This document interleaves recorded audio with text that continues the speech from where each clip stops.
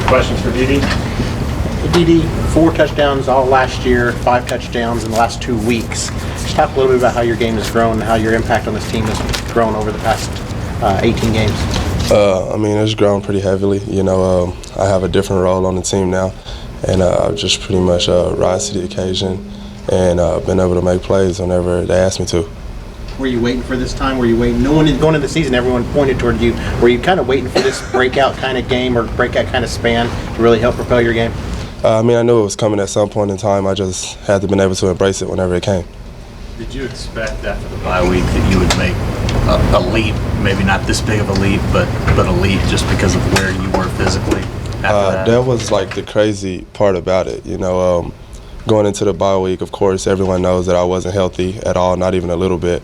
You know, the bye week, we were off for 4 or 5 days, you know, and I really got that chance to just sit at home, watch TV, and relax, and came back Monday practice and really didn't feel much of anything, you know, and I told that to the trainers, and they were pretty excited about, you know, the whole deal and couldn't believe it. But, I mean, I guess it's showing now.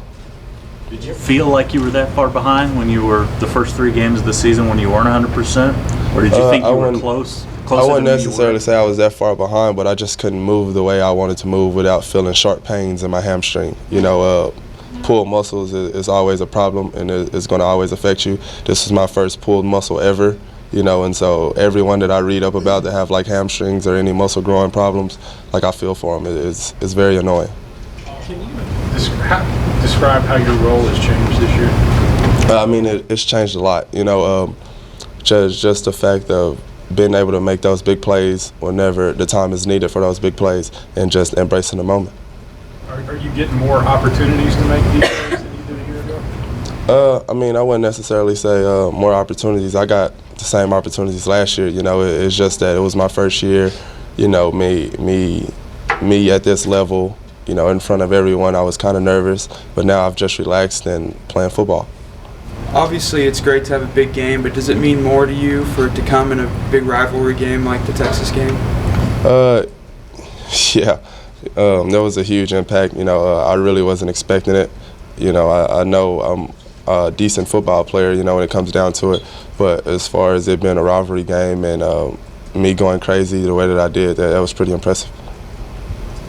How do you kind of build off that going forward? Continue to get better. You know, it all happens throughout the week. You know, making those big plays, those key plays throughout practice, you know, with your teammates, celebrating with them, and it makes it easier for you on Saturday. Dede, do you have any sympathy for cornerbacks in this league? You're not the only guy that's beating people deep. Your own corners have been getting beat every game. It seems like wide receivers are catching deep balls. Is that just a tough position to play? Yeah, cornerback is really hard. You know, you got to be a good multitasker. You know, pretty much backpedaling, and whenever you have a receiver with all this momentum running at you full speed, and you got to flip your hips and run with them, you know, it's just a difficult position to play, just in general. You know, and Jordan Thomas is one of the better corners that I've seen do the job. So. And he got beat twice Saturday. Is that just a sign that it's? Yeah, that goes to show you it's a pretty hard position. Did you talk about where you were a year ago and where you are now? Rewind in your mind who you were a year ago. I mean, what would you say to that guy who was just coming into major college football? You talked about the nerves. What would you say to him if you could go back and tell him what you know now? Relax. Let the game come to you. You know, just pretty much be ready. Your time is coming. You know, I feel like every dog has his day. You know, and you know, some people in this business or in organizations, they're not ready to showcase their skills, even though they have them. But it's just not the time. And so when that time comes, just be ready. But you worked to get to this point. I mean, it's not like it just magically happened, right? I mean, what do you feel like you did to help propel yourself to this point? Practice, preparation, determination, and like I said, embracing the moment. You averaged 184 yards, receiving yards a game your sophomore season in JUCO. Did you think that would translate easily to Division I, or has it been a serious process to do that? It's been a serious process. You know, at JUCO, I mean, I just pretty much, I was like a lot more talented than everyone else at the junior college level.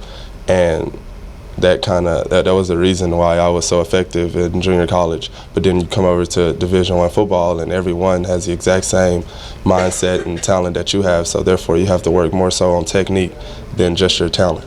So. Do you remember the point when you injured your hamstring? Was it during fall camp? Do you remember the play or what you were doing, and how frustrating? Talk about being patient through that process and getting healthy.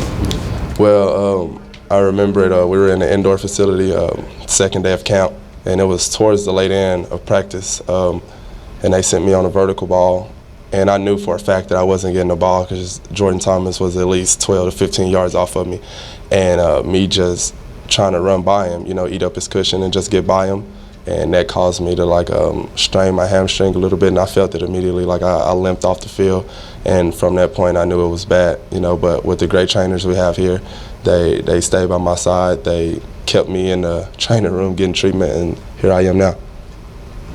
What'd you learn most from Sterling Shepard playing with him last year? Being physical, being a great team player, and most importantly, route running. What? Talk a little bit about that. Was he a consummate practicer of routes, or what? When you talk about the route running aspect of things? I mean, Sterling, he was just a great player. Just to begin with, to start out, he was just a great player.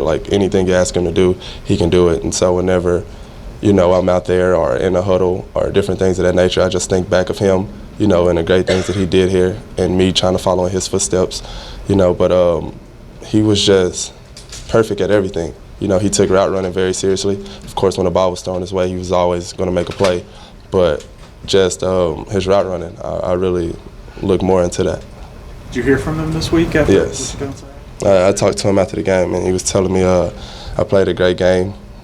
Just pretty much the normal stuff. I mean, you did good this week. That a way to bring the golden hat back home. Just different things of that nature. You got a lot of football left this season, of course, but are you looking forward to leaving your legacy both on the field with what you do and off the field with helping set the tone for the younger wide receivers? Most definitely. And the relationship that I have with the younger guys, they can pretty much call me for anything, no matter what it is or where I'm at, I'm going to come running, because at the end of the day, it's about brotherhood. Football matters, but outside of football is really the key part.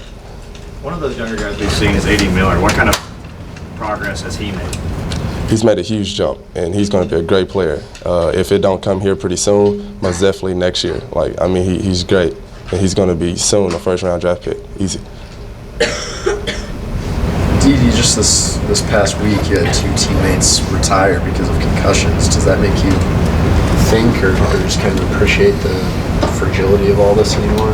I mean, yeah, that's pretty scary, And for those guys, I know how much they love the game of football, and it just hurts me, the fact that there's nothing that I can really do about it. I can tell them, I can uplift them or try to, but at the end of the day, if it was me in their shoes, there's nothing anyone can say nor physically do to just try to take my mind off of me not playing football again, and so I feel for them and their family.